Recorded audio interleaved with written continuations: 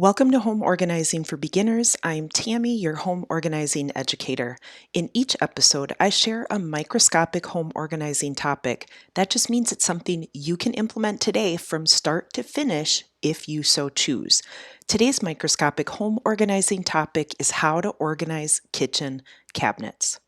So I am going to dive right in for you today. No fluff, no muss, no nothing. We are going to hit the 3 steps super hard. So I want you to be ready, get your pen and paper, and I want you to take notes. These notes are going to help you actually get the job done. Okay. I want you to take this in bite-sized pieces. When you tackle too big of a project all at once, you wind up on the hamster wheel of home organizing. You know what that is, right?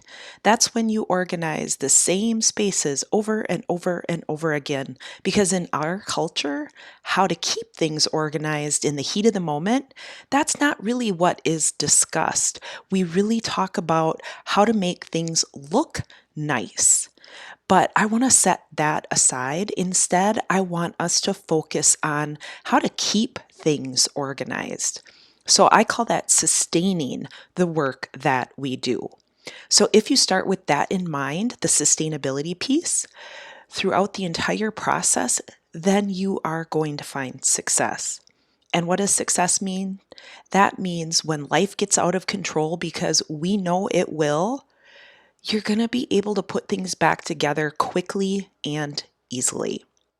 To help you keep that sustainability in mind through your whole entire home organizing journey, you can download a free organizing checklist. This checklist explains 8 strategies that will help you get off that hamster wheel of home organizing once and for all.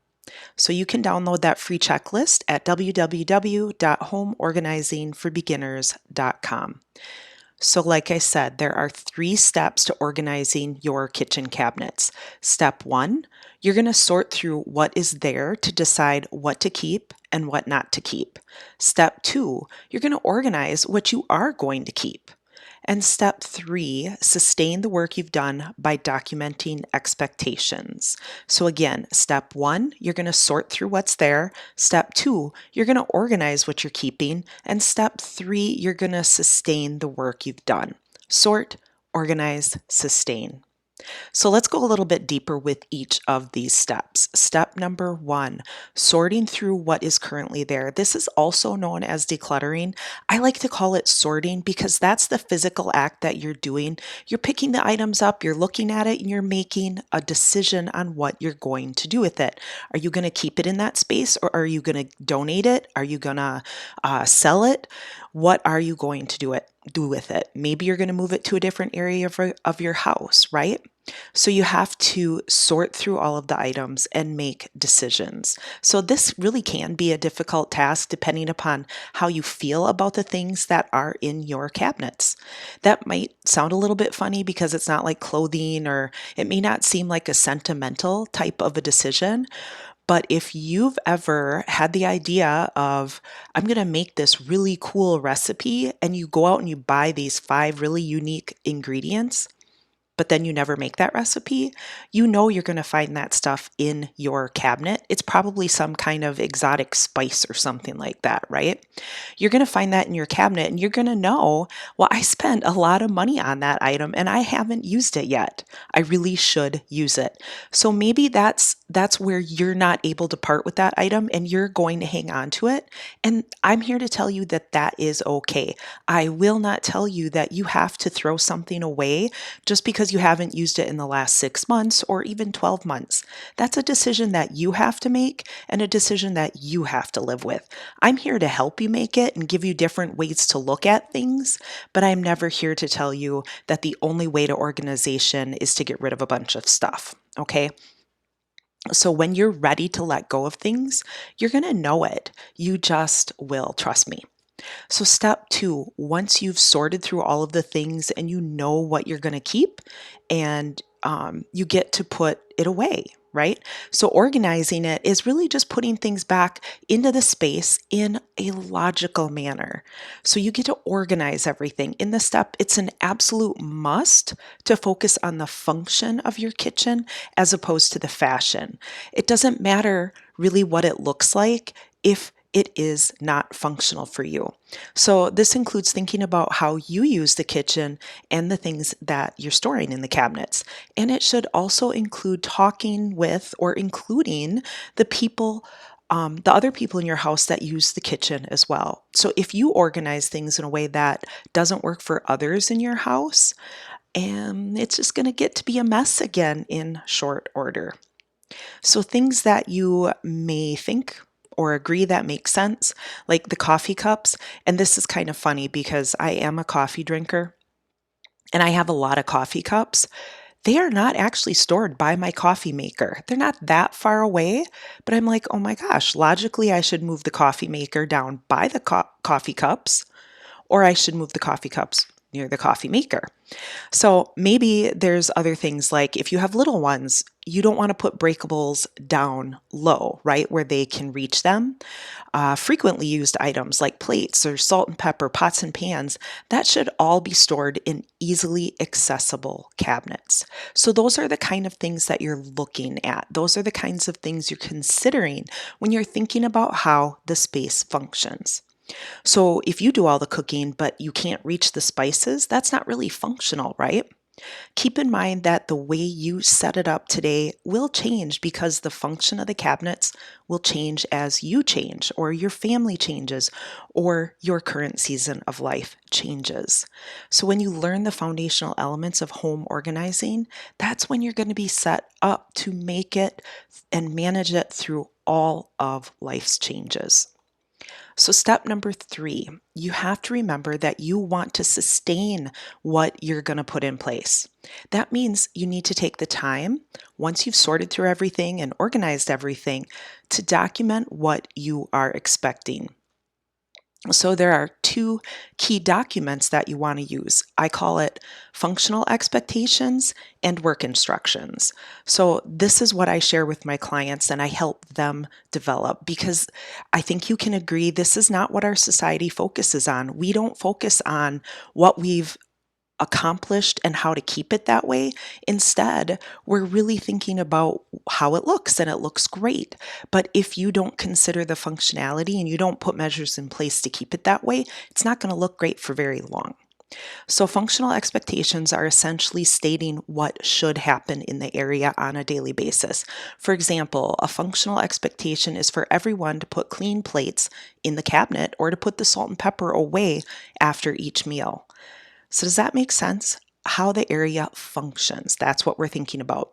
So I like to use the example in my laundry room. A functional expectation that I have for my kids is to put the dirty clothes in the laundry basket, not in front of it on the floor, which is what they've usually done. So it's almost like you're stating the obvious, but when the obvious isn't followed or communicated, things can quickly get out of hand. Then you're right back on that hamster wheel of home organizing, right? And that's definitely not where you want to be. So, the second document I help my clients create in the online course called Home Organizing for Beginners is work instructions. This tells how to do things that you expect to be done in a certain way. Since we're talking about kitchen cabinets, work instructions may include how dishes are put away or how the dishwasher is unloaded. It's a step by step. And what it does is it ensures that things are done the way that you want them to be done and provide the results that you are after. So, if you recall, I told you that I want you to take this in bite sized pieces. What that means is that you have to make an intentional decision on where to start and how much to do at once. There's no wrong way to do these steps. You could start by sorting through all the things in all the cabinets first, just to clear some of the clutter. Maybe you're not taking everything out and setting it all on the counter because I think that's a really bad idea. And I'll explain why in a minute. But if you start just by clearing some of the clutter, it gives you a little bit of breathing room, right? So if you know there are things you want to get rid of, take them out of the cabinets and make a decision of what to do with them. Again, this gives you room to breathe and helps you build momentum and want to keep going. You could start with one section of the cabinets and complete all 3 steps. This allows you to test out the full process, all 3 steps, and really learn how it works. Then you can repeat the process cabinet by cabinet. Does that make sense? I don't want you to pull everything out of all the cabinets onto the countertops and think that you're actually going to get it all done at once. When you tackle a home organizing project in this manner, you risk losing momentum and quitting, and then you have a huge mess all over the countertops. Your cabinets are empty, but you've lost that momentum. And then maybe you're like, oh my gosh, I got to go to work tomorrow morning. And you just shove everything back in the cabinets to worry about it for another day. Does that make sense? So you really want to be intentional about how you're going to start. And I want you to take it in bite-sized pieces. So in summary, to organize kitchen cabinets, you're going to tackle the project in bite-sized pieces. You'll sort through all the things, organize what you're going to keep in a functional way, and document expectations so that you can get off the hamster wheel of home organizing forever. Remember to download your free home organizing checklist at www.homeorganizingforbeginners.com so that you can employ all 8 strategies throughout your home. That's what I have for you today. I hope you have a fun and productive weekend. I'll be back here next week sharing tangible and simple instructions about home organizing, cleaning, and time management. I'll see you then. Thanks for listening to Home Organizing for Beginners. Are you to the point where you just want someone to come into your home to get it clean and organized? I get it. Daily life so easily has us feeling like we're running around like chickens with their heads cut off, right? What if you could learn how to clean and organize your home in a truly effective and lasting way? Is that something you would be interested in? In the online course, Home Organizing for Beginners, that is exactly what I teach you. It's so important when cleaning and organizing your home to consider how you and your family live life each day. It's a must in order to set yourself up for success with a home that you can whip back into shape anytime life gets out of control. Because it's guaranteed that life will get out of control, right? So home organizing for beginners will give you confidence in your ability to organize your home. It's going to allow your newfound confidence to show your kids that they can be organized too, even though they're going to fight you every step of the way. Home Organizing for Beginners gives you foolproof steps to creating a clean and organized home that you will be proud to welcome others into whenever they stop by unannounced. It also gives you time to spend how you choose. For me, that extra time has been spent studying the Bible, it's spent praying, and this has helped me bring true peace and joy into our home. To learn more, go to homeorganizingforbeginners.com.